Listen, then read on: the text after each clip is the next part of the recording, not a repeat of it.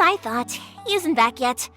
But not to worry, because actually, I've been hoping for a chance to have a nice long chat with you all day. Sorry for dragging you with me everywhere. Everyone's been so good to me, though. It's all gone really smoothly. Feels like Paimon has barely spoken a word this whole trip.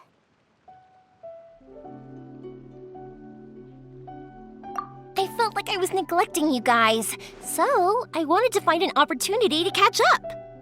When we first met, I was in a hurry. We didn't have the chance to sit down and have a proper chat. You guys are travelers, right? So, where else did you go before coming to Inazuma? Ooh, sounds great!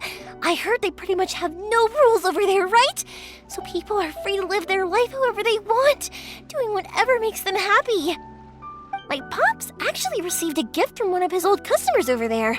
It was from the winery or something. Dawn Winery!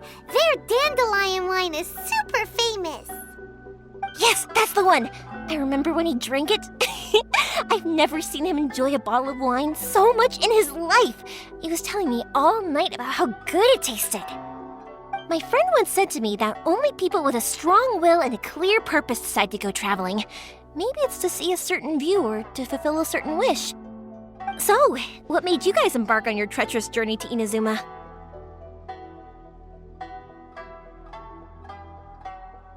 And to find a lost family member, too.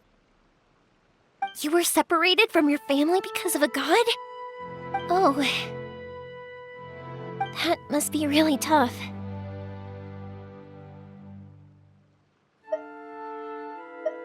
I get it. Well, if that's how it is, then that's how it is. You know, I was going to ask if you guys wanted to stay here in Inazuma. Unlike the outside world, what Inazuma seeks is eternity. In other words, a state of tranquility where very little ever changes. The advantage of that is that if you're ever tired from your journey, Inazuma's a great place to come and rest. Let me put it this way. I was just worried that you might be getting weary. And if you keep pressing on in that state, you might start to lose sight of the things that made you want to start your journey in the first place. Sometimes. That's also just how it is. When you're exhausted, everything becomes an uphill struggle, even trying to have fun. You won't be able to enjoy yourself if you're too tired. An adventurer friend of mine once told me that if you're too focused on reaching the end of the race, you'll miss a lot of opportunities and precious moments to be had along the way. Don't worry though, I'm sure I can think of some way to get you feeling relaxed and happy. And you're here now, so even if you're gonna leave eventually, I want to make sure you at least leave with fond memories. Who knows? Once you're reunited with your family, maybe you'll find Inazuma the right kind of place to call home.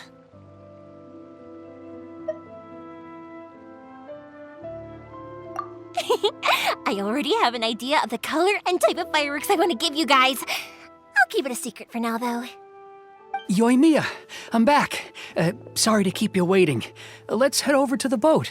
Or, did you want to keep chatting a little longer? Okay, good. Let's go then. Just act naturally, though we don't want to raise any suspicion. If it can withstand the storms out on the ocean, it must be super sturdy, right? Absolutely. Rest assured that the quality is guaranteed.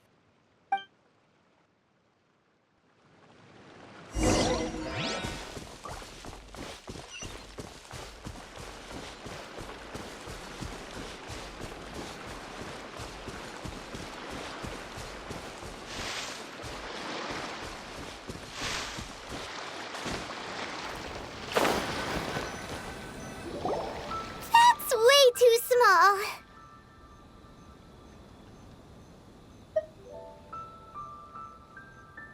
Can't be helped, I'm afraid. This is the biggest and sturdiest boat that I can provide. It's built from the finest Inazuman timber.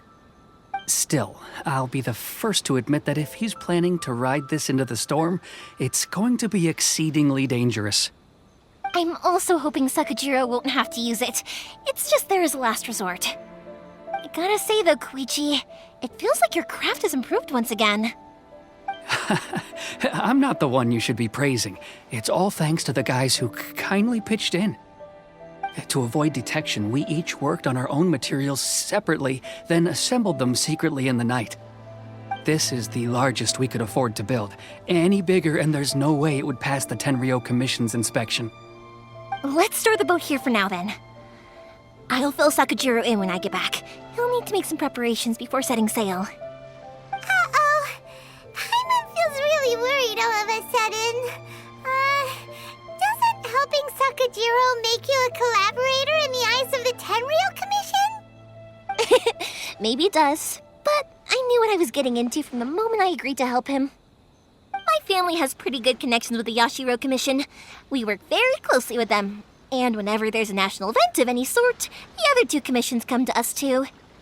As long as I'm polite and respectful and don't cause a fuss, they won't look to cause trouble for me either. And anyway, to your point about collaboration, you've been helping out too, right? That's true. This was all a collaborative effort. Wait! Oh no! Ah, so you're seasoned crooks already, eh? Don't know what I was worried about then. Anyway, thanks for everything, Koichi. And your fireworks are ready, so just go pick them up from my house whenever you want. While you're there, you can get my pops to settle the boat construction fees. Oh, don't worry about paying anything. Third Sis would be sure to scold me if she found out I'd taken Mora from the Naganoharas. Who's Third Sis? Oh, let me explain this one. It's a story my pops told me. There used to be a thriving merchants guild in Inazuma. It got really prosperous. At one point, there were a dozen or so kids born around the same time to the families of the guild. They all grew up together, each of them learning their respective family's business. They were a tightly knit group of friends, but eventually, they all grew up and decided they each wanted to go into business themselves.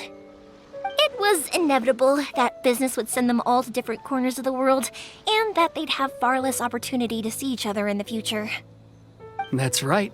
Just before we went our separate ways, the eldest of the group suggested that we should all go watch some fireworks together one last time. They were all very ambitious types, and each had their own knack for doing business. One by one, they left, until Koichi was the only one of them remaining in Inazuma. After that, he hardly saw them. But whenever one of them did come back to visit, fireworks would always be involved. Yeah, no matter how close you and your friends are, there's always gonna be some distance after being separated for a long time. But as soon as the fireworks lit up the sky, it'd instantly take us right back to our childhood, and we'd be chatting away like in the old days. To us, those memories are eternal. Oh, so this is what you meant when you were talking about commemorating things. Yep, that's exactly right. That's why I can't let people down when they're counting on me for their fireworks. Anyway, I need to go update Sakujiro. See you, Koichi. Thanks again for your help. Yeah, I should get out of here too. I don't want to get caught red-handed. Okay, story time. So, whenever Koichi brings one of his friends from the trade association to see me, they always mention how they used to play with me when I was a kid or held me once as a baby or something.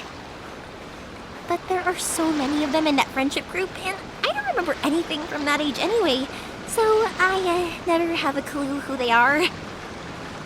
One time, he shows up with another one of his friends, and the friend asks me if I remembered him. So I'm like, yes, I do. You held me once when I was just a baby. Koichi just bursts out laughing and says, actually, this is one of his carpenter friends. Turns out he's a lot younger than he looks. Just a few years older than me. I went bright red and must have apologized like a million times. I was so embarrassing.